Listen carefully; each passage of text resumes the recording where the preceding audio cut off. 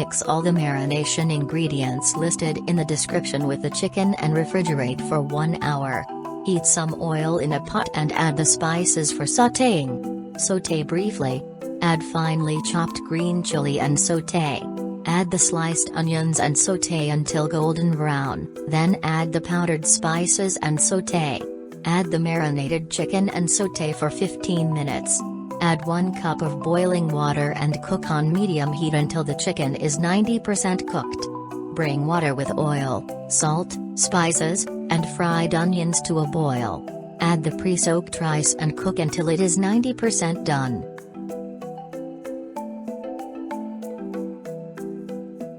Meanwhile, sauté cashews and raisins in a bit of oil and set aside.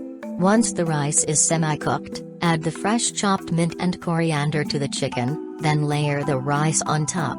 Pour the saffron milk mixture over the rice.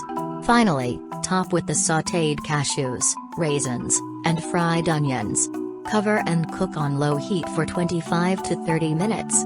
Enjoy your meal.